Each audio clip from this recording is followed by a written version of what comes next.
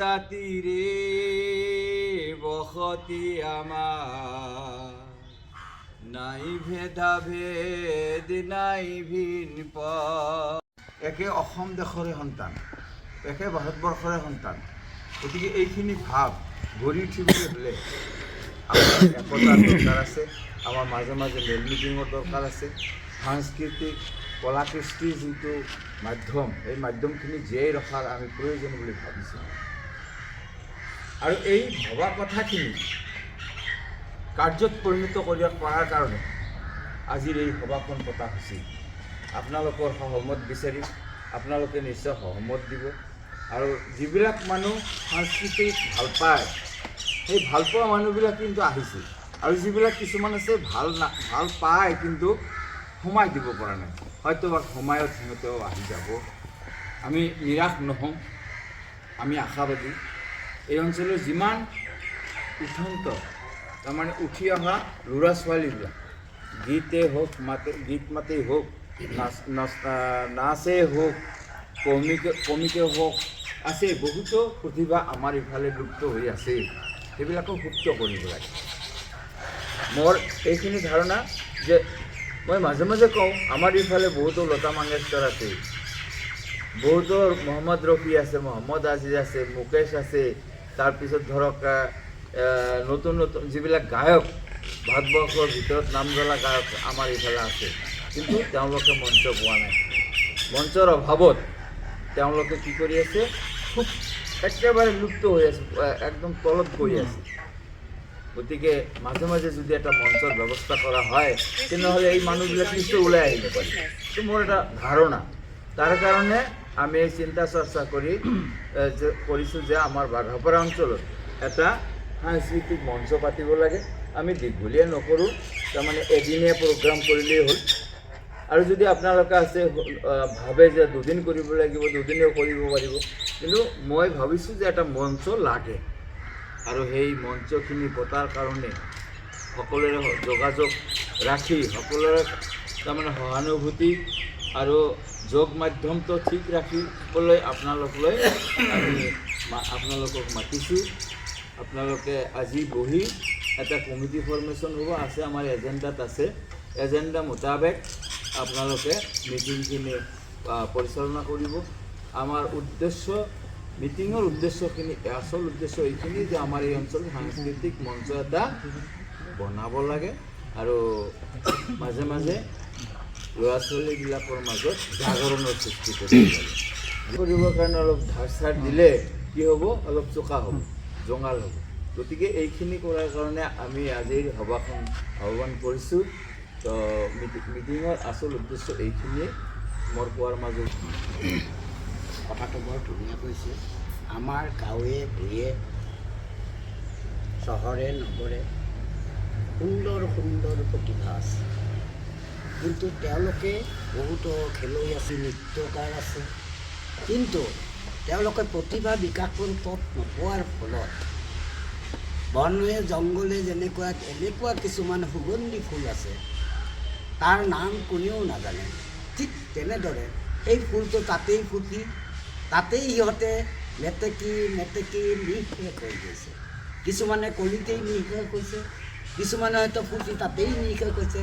তদ্ৰূপ আমাৰ অঞ্চলৰ এই প্ৰতিভাৱান লেখক আছে, কবি আছে, গায়ক আছে, ক্ৰিকেটাৰ আছে, খেলুৱৈ আছে, কিন্তু তেওঁলোকে তেওঁলোকৰ প্ৰতিভাখিনি বিকাশ কৰিব নোৱাৰাৰ ফলত কোনোবাই কলিতে কিছু লিখিলে হয়তো দুই এটা কবিতা, তাৰপিছত প্ৰকাশ কৰাৰ কোনো স্থান নাপালে এই মঞ্চ থাকে।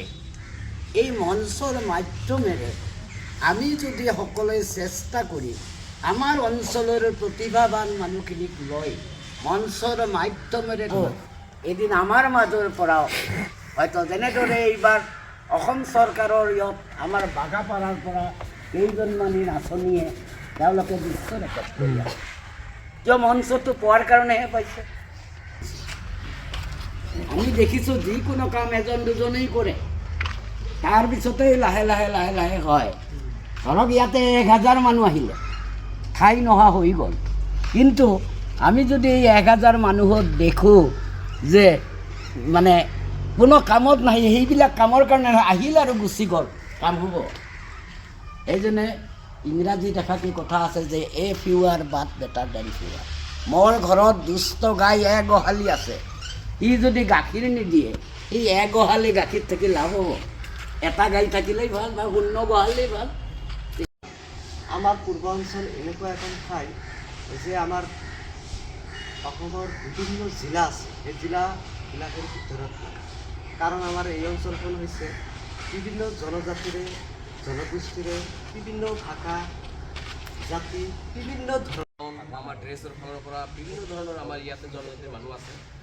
তো আমি বিৰাট নথৈ আনন্দিত হৈছোঁ, কাৰণ আজিৰ এই যিটো সভাৰ যিটো এই উদ্যোগতা লৈছে, আমি ছাৰহঁতক মই ধন্যবাদ জ্ঞাপন কৰিছোঁ। যে সংস্কৃতি এটা বচাই ৰাখিবলৈ হ'লে আমাক যিবিলাক সচেতন মহল আছে এইবিলাকক আমাক আগুৱাই আহিব লাগিব।